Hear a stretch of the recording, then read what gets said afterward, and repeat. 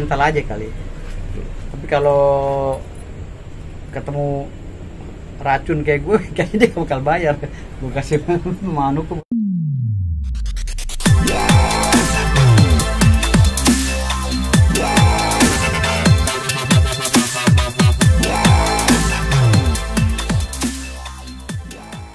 Malam menjelang subuh ya, Bang. Ya.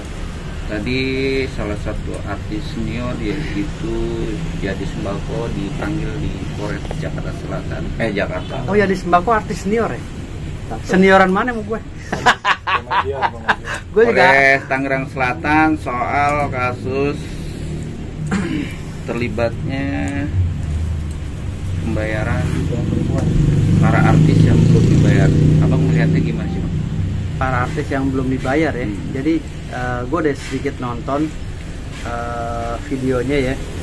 Gue agak sedikit nonton dan ini menurut gue ya, menurut pendapat gue ini keteledoran dari pihak IO-nya kalau menurut gue.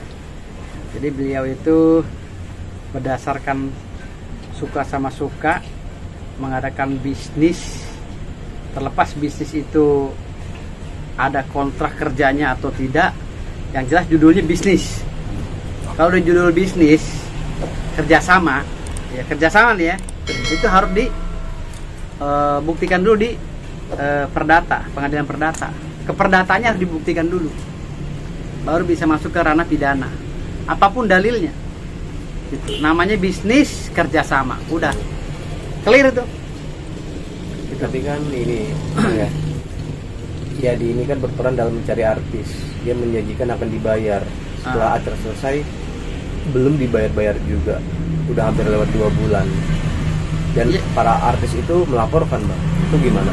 Ya si artisnya nunggu sampai dibayar, gitu. Kan yang namanya kerjasama ya nunggu. Kalau nggak sabar nunggu, gugat. Dituangin tuh di dalam gugatan perbuatan melawan hukum sama gugatan 1365 ganti rugi. Jadi 1365-nya dimunculkan dulu. Apa aja kerugian dia? Berapa rupiah kerugian dia, baik material maupun imaterial. Gitu, baru bisa diwujudkan. Kalau langsung pidana nggak bisa kerjasama, kecuali nggak ada kontrak kerja, ujuk-ujuk orang nawarin barang misalnya, gitu.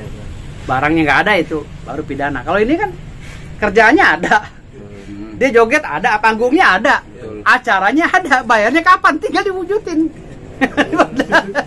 Berarti harus ada kontrak hitam di atas putih, Bang. Ya? Enggak, terlep gini, dari judul.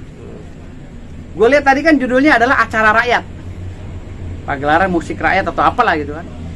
Acara pesta rakyat. Yang namanya pesta rakyat kan untuk rakyat. Nah, konotasi dalam kamus besar bahasa Indonesia itu kan kalau rakyat itu kan rakyat jelata. Sebutan daripada para petinggi adalah rakyat jelata yang butuh hiburan. Artinya di situ bisa juga sukarela, bisa juga enggak kan gitu. Lah si artisnya ini datang ke situ. Kalau di komersil, mas komersil sama rakyat jelata. Gitu. Tapi kan pertanyaannya, Bang, dia di kontak dengan iming-iming ada pembayarannya, Bang.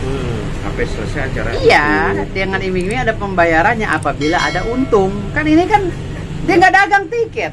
Tiketnya kan didagang. Yang nonton rakyat. Hah? Dia buka IO apa manajemen artis. Manajemen artisnya belum jalan. Belum ada keuntungan di situ, apa yang mau dibagi? Hah? Lo sabar itu artis. Sabar sampai ada duit gitu loh. Nah, artisnya juga sempat dikasih cek, cek, tapi taunya setelah acara selesai ceknya itu masih kosong. Cek ini kan kertas gelap, nggak ada penyataan di situ cek itu akan dicairkan kapan gitu kan, nggak ada. Nih gue kasih cek, kasih doang. Cek dicairnya kapan? Kalau mundur ya ntar tunggu lagi duit gue masukin, kan sistem cek itu gitu. Bukan berarti dia ada duit di dalam rekening ya kalau cek itu, kalau pemahaman orang perbankan. Lo kasih cek, gue janjiin cek mundur. Apalagi cek mundur. Nah kalau tanggal sekian nggak jadi, ya gue janjiin lagi tanggal sekian. Itu harus dimunculkan ke perdataannya. Kalau perdataannya nggak muncul, susah. Jadi konotasi dari bicara cek kosong itu juga nggak ada kata konteks penipuan dong? Nggak ada dong. Kan gue udah bilang penipuannya dari mana? Dari judul aja udah awal. Yang namanya judulnya kerjasama bisnis. Bisnisnya belum jalan, ya tunggu. Saat artis yang merasa dirugikan ini melapor, berarti nggak ada unsur pidananya, Bang? Kalau pidananya tipis, lebih ke perdata. Kenapa alasannya bang? Boleh dijelasin? Gue rahasia dong. Kalau gue ditunjuk sama jadi sembako sama Gus Anom pengacara, gue baru buka semua. Jangan sekarang, ada kuncian gue itu. Iya, kuncian gue.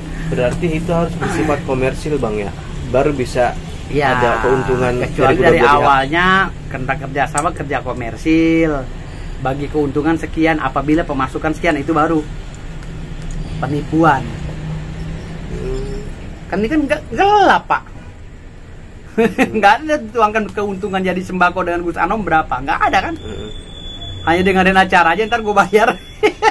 Oke, itu dari segi pengisi acara. IO-nya sendiri juga bahkan yang sudah menyelenggarakan belum dibayar, itu gimana? Sama, itu konsekuensi daripada kerjasama. Makanya sebelum melakukan kerjasama harusnya dilihat dulu duitnya berapa. Udah ngelengok belum duitnya CEO-nya waktu dia belum kerjasama? Hah? Belum. Harus dituangkan dulu, rekening dia ada di sekian, dituangkan dulu dan perjanjian, dia kan nilai depositnya sekian, dia udah ngasih DP. DP dia berjanji uang ini akan diserahkan ke sana semua, gitu kan?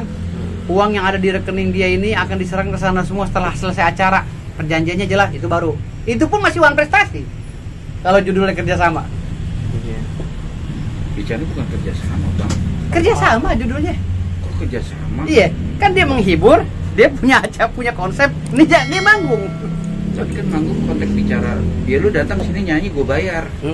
Ya gue bayar. Kan nggak ada perjanjian, gue bayar kapan. Kalau bahasa, ntar gue bayar abis selesai acara. Betul. Ya kan? Abis selesai acara kan? Oh, iya. Selesai acara kan panjang, tanggal berapa? Bulan berapa, tahun berapa? Acara selesai, mau 20 tahun lagi abis acara.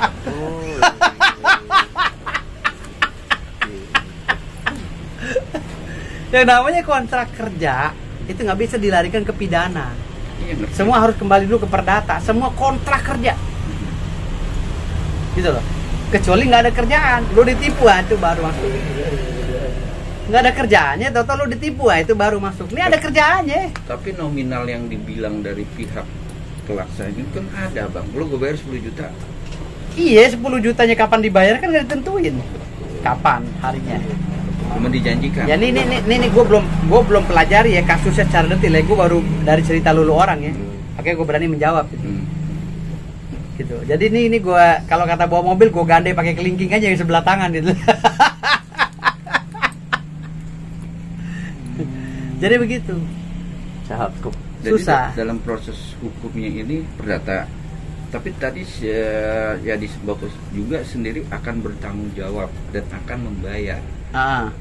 Iya, dia berani pasang badan Gitu loh. Jadi Sembako akan pasang badan. Bukan. Dalam arti kata bukan pasang Anomnya. badan, akan niat untuk membalikan atau membayar dari vendor-vendor itu karena dia merasa dia bertanggung jawab jadi komisaris bang. Karena dia juga disuruh sama komisaris. Mungkin dia merasa bersalah apa sih sih dia bilang. beban mental aja kali. Tapi kalau ketemu racun kayak gue, kayaknya dia bakal bayar. Gue kasih pemahaman hukum. Kalau bicara hukum tuh ya abstrak kan. Bisa kita bela dari segala. Tapi kan yang rugi orang, kasihan.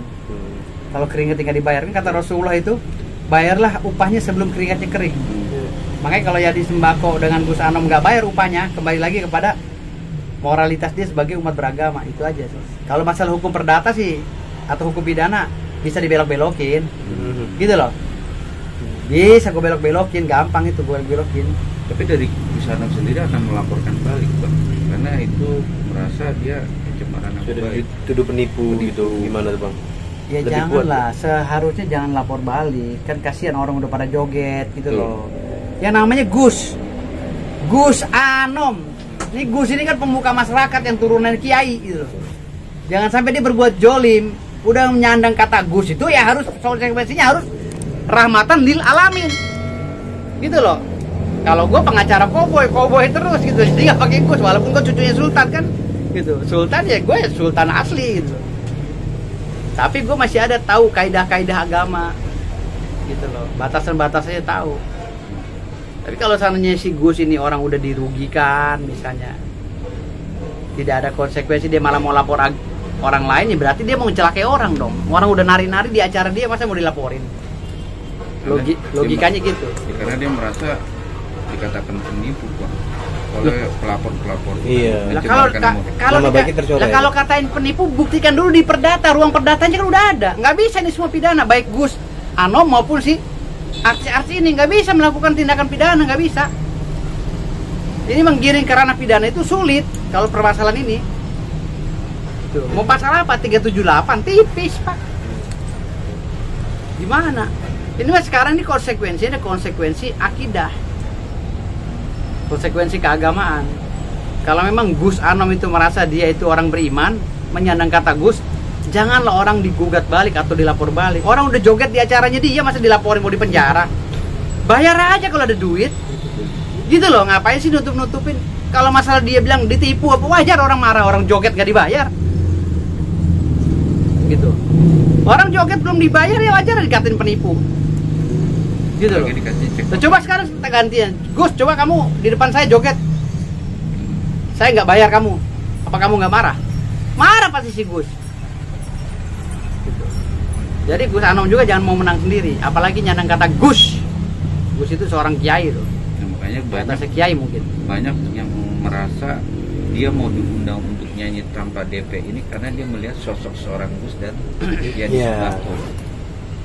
Ini siapa sih artis yang diundang? Siapa aja? Banyak lah, salah satu Aldi Taher juga ada. Oh, Aldi Taher. Penyanyi dangdut. Kayak gitu. Lah iya, makanya kan gue bilang di sini. Ini semua ranahnya udah masuk ke ranah perdata. Mau diapain pun, mau saling lapor, mau apa nih kasus gak bakal jalan. Gitu loh. Dua-duanya ini istilah kata dia ibarat joget di lumpur, di kubangan kebo gitu loh.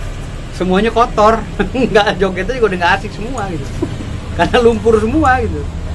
Tapi jadi, kalau ada niat baik dari dia di sembako untuk membayar itu gimana Bang Abang sebagai? Ya paling sanksi moral. Jadi masyarakat bisa ngecap bahwa ya di sembako ini di sini dipertaruhkan moralnya sebagai artis. Kalau lo nggak bayar, orang udah joget di acara lo berarti artis kacangan, lo nggak bisa masuk TV lagi. Jiwa lo menjolimi orang udah ada, apalagi seorang Gus Anom. Jiwa menjolimin orangnya berarti ada Gus Anom. Niat ya? Iya dong. Kalau gue udah pakai keringat orang, peduli setan orang mengatain gue penipu mau apa bodo amat. Orang konsekuensinya gue nggak punya duit, belum bayar. Konsekuensinya itu ngapain gue lapor balik? Konsekuensinya ya mau dikatain babi, mau dikatain apa, maaf dikatain apa, dikatain penipu, dikatain apa? Konsekuensi dari nggak bayar, orang suruh joget. Si artis ini pulang ke rumah ditunggu anaknya, ditunggu bininya, ditunggu suaminya mungkin yang cewek. Iya. Aldi Taher ditunggu sama janda-janda yang berkeliaran, kan si Aldi Taher mana tahu ya kan? Teman-teman. Makanya vendor-vendor juga bersikeras untuk melaporkan karena cek kosong itu karena dia merasa dia punya pekerja dia yang harus dibayar, Bang. Dengan harga total sekitar 80 juta ke 180 juta sih. Itu yang gue bilang tadi. Sekarang ini kalau kita udah merasa mendapatkan manfaat dari acara tersebut, masing-masing merasa dirilah. Tapi kalau dalam konteks hukum, gue mengarahnya kepada hukum perdata. Tapi kalau mengarah kepada syariat Islam, gue lebih ke akidah, lebih ke apa ya, lebih ke moral. Ya udah situ aja, taruh Mas, taruh. Sate semua ya. Ya taruh situ ya. Gue lagi diwawancara sama TV Spanyol nih ya. Makasih ya.